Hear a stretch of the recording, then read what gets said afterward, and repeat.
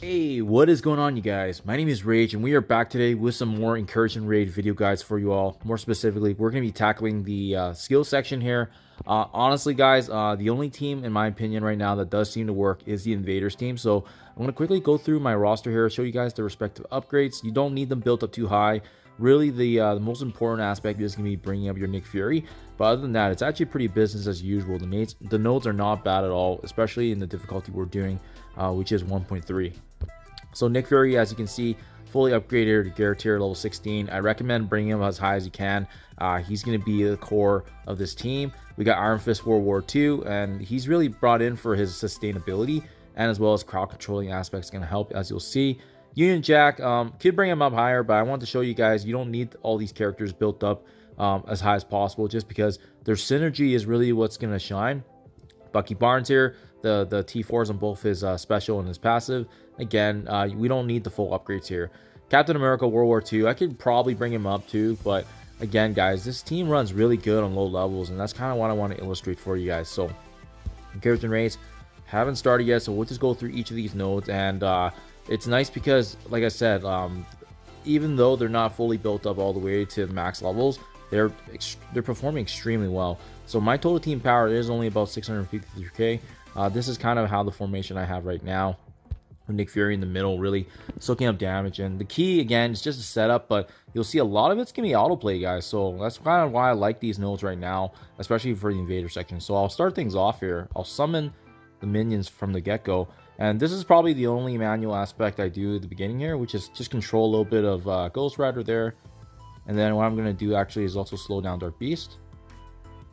And then if we're able to stun Dark Beast or Ghost Rider, I think that would be advantageous. But if you can't, that's okay, because we're gonna have Iron Fist World War II use a stun too. So that's what I mean. And then once we hit auto, it's actually pretty smooth, guys. We don't even really need to do too much. So let me start things off. I'm gonna hit auto now, and what I'm gonna do is I'm gonna focus on Ghost Rider. Once the stun lands, then I switch my cursor control here to Nemesis, and this is where it gets really cool, guys. Where we get to see kind of how automated this can be. Unfortunately, I have tried to auto this with the sim, but sometimes it doesn't work out. So that's why sometimes it's just easier potentially to just use it like this.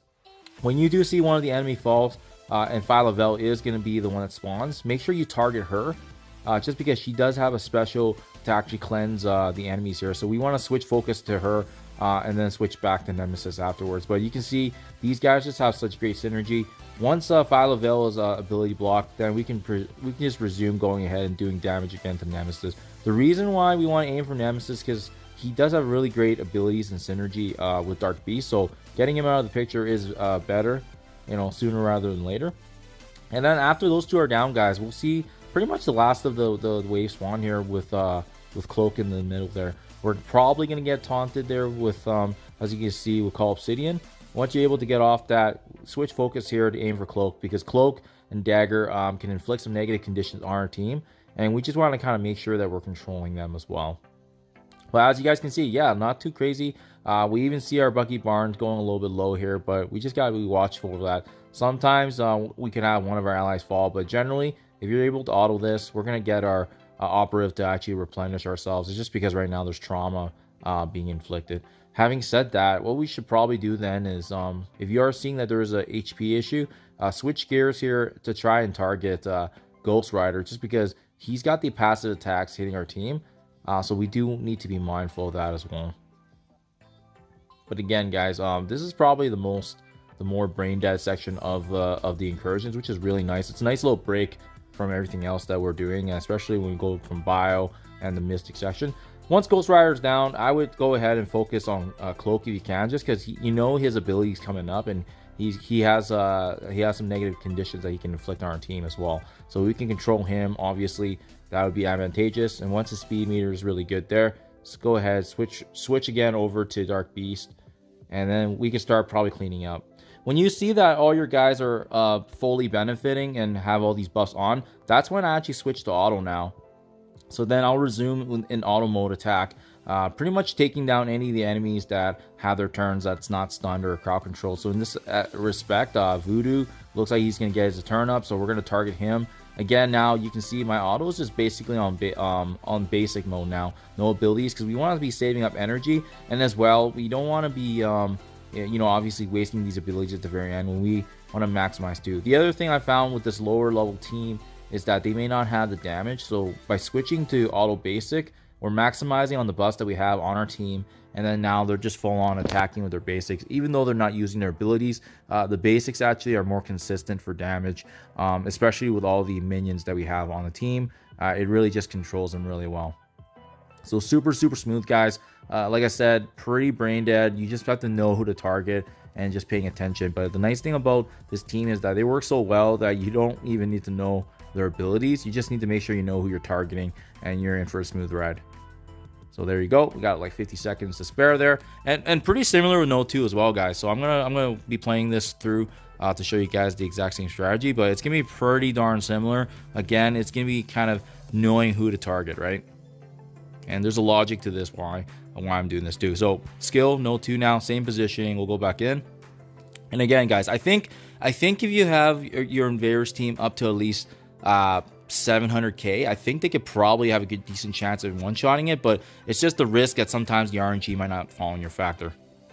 So we'll go ahead here, guys. We're gonna once again now switch to auto here, and what we want to do is once we're able to get the taunt off of Red Guardian, we're gonna be switching to Agatha Harkness. So that falls right there, and same drill, right? Auto Agatha Harkness. See, we are able to land a stun on her. That would be ideal. If not the end of the world, just because of the fact that she does get stealth as well, so she might be actually shielded from the damage at some point if you're not paying attention, and that's okay. But yeah, now that she's stunned, we'll switch gears here now, and we're actually going to focus on Omega Red. So that's what I mean, just having proper positioning and making sure we're targeting the right characters.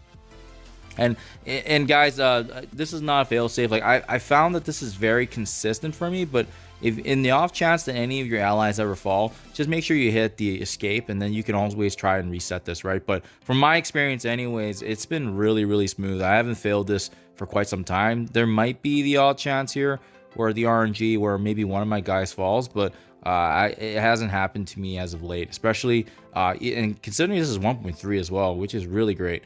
Once Omega Red's controlled at that point with the ability block, we can switch gears here. We know that Moondragon actually has a heal, so what I was trying to do was get to Moondragon before her abilities, but that didn't work out. That's okay. It is what it is. Sometimes it happens. It's not going to change the outcome, but ideally it would have been nice to get her down before her abilities went off, but that's okay.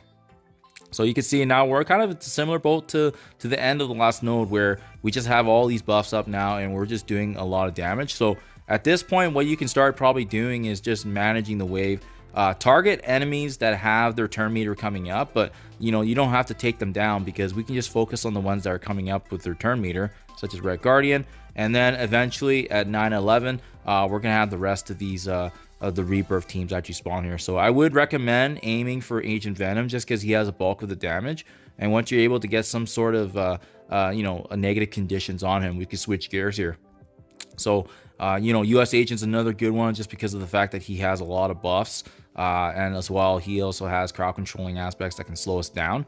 And once they're controlled with negative conditions, it's pretty much just rotating to all these different enemies here that have HP, and just taking your turn, watching their turn meter, and just slowly but surely taking them down. So we just have absolute control over these guys, as you can see. And then I would say same thing, right? At the 2-minute mark, around there, if you feel comfortable, we can finally start switching to auto basic mode, and then that's really where we can start taking them down. So you can see, just pretty much focusing on the enemies that have turn meter coming up if they're not controlled, and then we could just target and finish them off. So super smooth cleanup. And again, we want to be doing this because we're saving energy, and I'll show you why now. You spend time on 2 nodes, and if you have the right setup, guys, then it's easily doable now with the boss node. Super fast cleanup.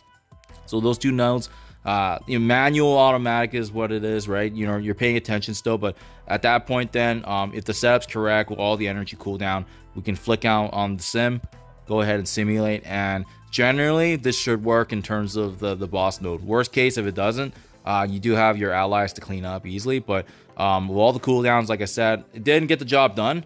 But the time sometimes runs out with this node, so I do like to actually save this so my allies can be easily able to clean this up. Sometimes it goes through, sometimes it's just like the one character, like I said, but it gets the job done for my allies now to easily clean up. But that's pretty much how I run invaders now for skill nodes, guys.